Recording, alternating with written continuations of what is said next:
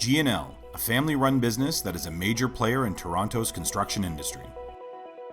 For 50 years now, G&L has been helping to build the GTA with reliability, integrity, and vision. It truly is amazing how much development and infrastructure has taken place over the past 5 decades, and G&L was right there providing the materials to make it happen.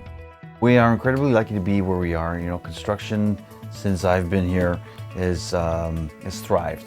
I haven't really seen any tough times. But it hasn't come without an incredible amount of hard work, attention to detail, customer service, and most importantly, its devoted employees. Our people really have the same sort of passion as we do as a family here. People here run to their desk. We're all passionate to do great things for the company in that day, and there's a great team effort here. We're very proud of our employees. I have to tell you, my dad's motto has always been, you treat your employees like family. This industry is really relationship based. When our customers need a product, they'll usually call who they feel most comfortable with. We like to say we sleep with our phones next to our beds. It's true, we do. And so our customers know that they can call us on a Sunday or on a midnight, and we know that we get orders at midnight and we place them. And so again, it's the people that work here that are happy to provide that level of service for their customers. G&L today comprises of 5 companies: Toronto Ready Mix, Brock Aggregates, Draglam Salt, Earthco Soil Mixtures, and Draglam Waste and Recycling. I think the biggest change has been how concrete has evolved, the product has evolved, the applications, it's a lot more technical. Even on the Earthco side, Earthco has different soil mixes that maybe 10, 15 years ago would be just topsoil and deliver it. Now there's a lot of spec jobs for Earthco. The salt business is huge, involved in many, many locations. Draglam Salt has never run out of salt since, I think, when Pat started in 1991. He's done a great job in making sure that we have supply. So we have gone a lot beyond concrete. We have great managers, a great team. The G&L Group is a multi-million-dollar enterprise and is recognized as one of Canada's best managed companies. When I met Joe and the G&L Group 20 years ago, it was a respected independent ready-mix operator. And since that time, they've really grown into a professional, polished regional player with multiple product lines. You look at their webpage now, that's not an independent ready-mix operator, that's a professional organization. They are doing very well, and I know that they're very good people to deal with. Its origins are humble indeed, beginning with a farming family in the Monteleone area of Italy. The only thing I heard about Monteleone was 2 things: la miseria, which is poverty, and la fame, which is hunger. It was a tough life. We're 10 kids in a family, 5 brothers, 5 sisters. I remember people were starving. When I was 6, 7 years old, I remember those days, just after the war, and it was very tough. People crying to get a job. He came from a big family in Italy, and they didn't have schooling back then, so he didn't get the opportunity to go to school like we go to school here. So the maximum that he got to, or the highest grade he got to, was grade 3. He really did not have an education, but taught himself. You can't help but to think the courage that they all had back then. Let alone leaving their country and coming to Canada with pretty much nothing in their pockets. But then, the courage to buy a house, the courage to buy a car, the courage to succeed in a foreign land. It's pretty impressive. All my age, they all immigrated to Canada. Few, they went to Switzerland, they went to Australia, but the majority was Canada. And the reason we came here, my brother-in-law is a sponsor, and he came here for see a friend again. When we landed here in 1965, my dad keeps telling me $5 in my pocket and 1 suitcase. That's what we came here, or $5 in my pocket. We actually went to board with one of my mom's aunts until they found a place of their own. We came in 1965 in May, And 2 weeks later, I started work. I started at 50 cents an hour. She was 60 cents an hour. But a year and a half later, we bought a house. 930 Greenwood, I still remember that address. And we had tenants in the house. So we were on the main floor, and my parents had tenants upstairs to pay the mortgage. First 6 months, I worked on Miller Paving, working on the road to fix the road. Then I started working in the factory as a welder. I worked there for almost 2 years. And then the factory moved, so they closed down the business here. That was the luck. Because then I had no job, but my cousin helped me out to get the license to drive a truck. And I started with the truck. And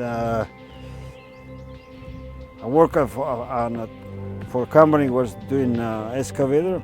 When you come to this country, the only way that you make money, it's not because you're lucky. Yes, it is a luck, but also it is about working and what you can save. This is Victom Sand and Gravel. Back then it was called Giordano Sand and Gravel, and this is where it all started. This is where my dad took his first load of sand and gravel out of. Joe Lamanna and my father were together. Joe started here in this pit, hauling some gravel out of here, I guess we'd say mid-60s. I was a kid, and I remember Joe, he had a truck, Greenwood Transport. I would weigh him out. The first company I started was Greenwood Transport. That's what I was living on that street. Then I changed to G&L Building Supply. That's where G&L came. How did G&L came?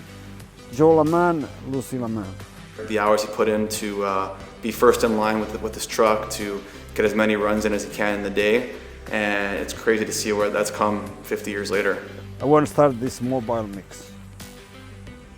And I start, and then I need a place to put a plant, so a piece of land. I didn't have money for that, so I asked my wife, can I mortgage the house again? No. She didn't agree me to mortgage the house again, so I brought a partner in. And that's when we would buy the piece of land on 16 and Young. Then we opened up another place in Scarborough.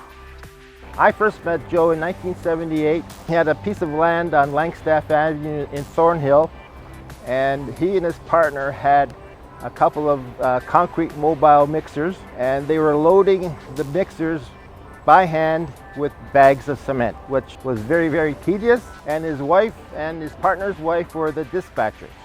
He used to drive a mobile where you have the gravel, the cement, and the sand that you mix on site. So one day it was mobile, and he had clients to go to. So what he did, he called a tow truck, and they're going from job to job to job, but he fulfilled his duties that day. Then he came here at night and he fixed the truck himself. You know, my wife, she helped me a lot when we started. She was the dispatch, and always used to help me to load in trucks. And the first 4, 5 years, 6 years, she was a dispatch. And I was taking the order through, stop on a telephone booth, take the order, and go to the next job. When my mother used to work for my father, and it just used to be G&L, G for Giuseppe, L for Lucia, my mother would literally open the cement bags. So cement is the powder that makes the concrete. She would open those bags, and those bags are like 50 pounds, and help my father put it in the truck. These days, we've got conveyor belts doing that, and no one rips open a cement bag. They don't do that anymore. They put them in these drums, and the chute comes out. I do everything. I put overalls on. I jump on top of the truck, shovel the snow. When the truck is leaving, take off the overalls, and back in dispatch.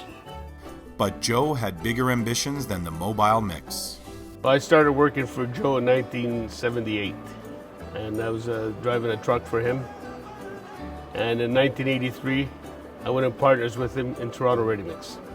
So the ready-mix concrete industry was always traditionally owned by multinationals, big corporations. The cement company owners would own the concrete businesses. And Toronto Ready Mix was one of the first to sort of penetrate and dip their foot into protected market, if you would. We first started, we were taking all orders, writing them on a small piece of paper, hanging them up on a board. And once the order was completed, we take the piece of paper off the board. So there's a lot of paperwork, a lot of confusion. Today it's all computerized. A fellow by the name of Frank DeGasperis was stuck. There was a big concrete strike. But Frank DeGasperis, from what I understand, walked down that driveway and introduced himself and stuck out his neck and said, look, if you guys come and supply me with concrete, we will be your customer for a long time. They committed to each other, and they're still our customer 35 years, 40 years later. It's sort of, I would say, put Toronto Ready Mix into the spotlight, and then they never turned back. Our families have been working on ready-mix, soils, development, and I must say that even though sometimes we don't agree on things, we always have a way of sitting down and working things out. And I just think that it's been a great organization to work with. So in behalf of my family, the DeGasperis family, I'd like to congratulate them and looking forward to working with them for the next 50 years. Well, when I first started with Toronto Ready Mix, it was like eye-opening. I thought I had it down. I knew what concrete was. I had no clue what it was and what was involved in, loading a truck. At the time, we only had, I think, 15 trucks, and now we have, we have well over 100. And I want to grow more than what it was, but until it's 95, I couldn't grow too much with the partner I had. They were all negative. So 95, I clean up everybody, brought the family in. Been here for 45 years. I remember handing my dad wrenches when I was 7 years old, greasing trucks when I was 10 years old, changing tires at 12 years old, loader. So I've seen it all, from little old garbage trucks to nice new fancy trucks nowadays. So it's really exciting to see where we came from, where we are, and where we're going. When I came here, there were 3 people in the office, 1 controller, 2 clerks, 12 drivers, to now an office staff of 22 people. I'm just talking about accounting, and over 250 drivers.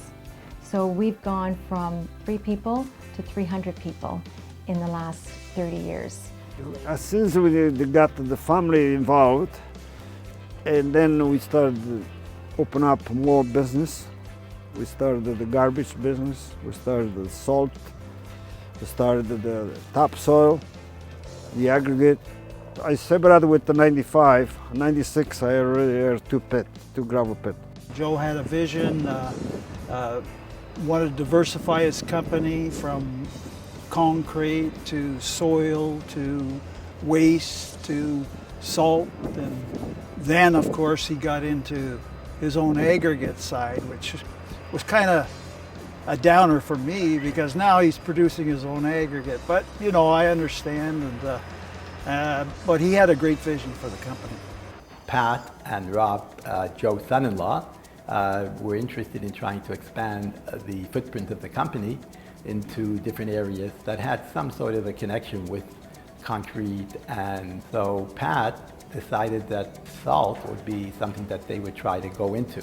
The salt business, I think, became a very, very prosperous area. Pat said that they should try to make these big bins when people were constructing, that they needed that too, to put all the refuse and the waste when they were constructing. So those 2 areas were areas that Pat sort of led in terms of the increasing their type of business that they were doing in the city. What we did, myself, Pat, and Tony, is we helped the company grow. And Joe gave us suggestions, and he's also let us run our divisions without much interference. Rarely would he say, no, you know, you guys are wrong, don't do it. So I think that's how we contributed. I don't think Joe has changed. I think Joe has changed the business because, as I mentioned, he's a visionary, always thinking ahead, always wanting to be, well, I'll say better than the next guy. Joe's experience is unmatched. Someone who's absolutely done it all, and you see it when you're working with him. You know that there isn't a component of anything to do with construction or development that he doesn't understand and understand thoroughly. Everything from, of course, earth moving to equipment, to the politics of the approval process, through design. There isn't a component he doesn't understand well, and it just makes it seamless and easy and enjoyable to be working together. What makes Joe successful is he knows what he wants, and he is a really tough. He's a great customer, but he's also one of the toughest ones. When we start talking about dollars and cents or prices, he's great at grinding us. So, but you know what? He's an honorable person, and he's a man of his word. So for that, you know you can always work with him. So it's always been a win-win with Joe. Joe's a good leader, very good leader, very smart man. Well, Joe is just a magnet. He draws people. He's really good with people, and he doesn't let you pass without involving you in a conversation. You know, one of the things that I've always respected about Joe, very tough negotiator, but he's looking for the win-win. He's not looking for the zero-sum game, the win-lose. He's happy with the win-win, and you'll have a tough negotiation, but if you get agreement, he'll keep his word. What impresses me most about Joe is resilience. I've never met a more resilient person in my life.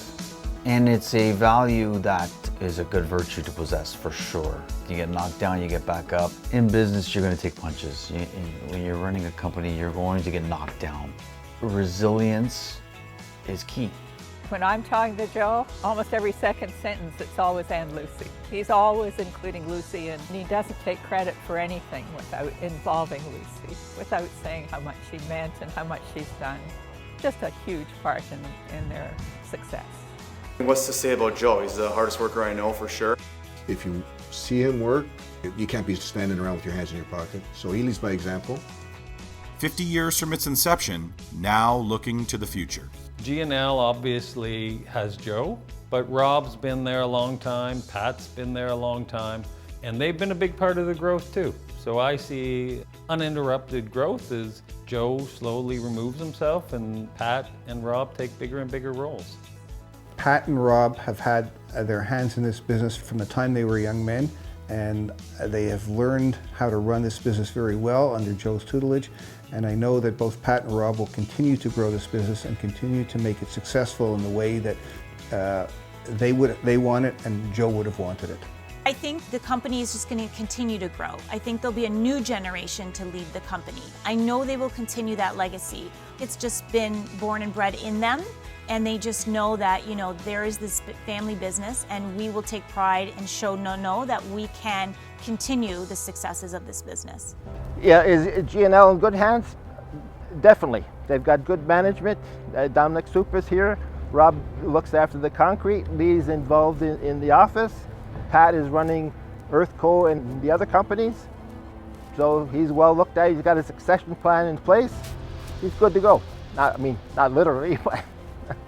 They're doing a lot of things right, and they're honorable. They have, what they really have is Joe's calmness and integrity, and which makes them very successful in my opinion, and it's a pleasure to do business with people that have integrity. We live in the best city in the world, and there seems to be a lot of great opportunities for the next 20 or 30 years.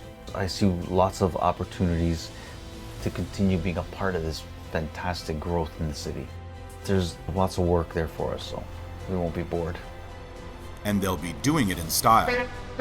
This year, G&L added a new truck to the fleet, commemorating the success of the company Joe started 50 years ago. It was presented to Joe on his 80th birthday in recognition of his countless hours of hard work and dedication to customer service. Cheers!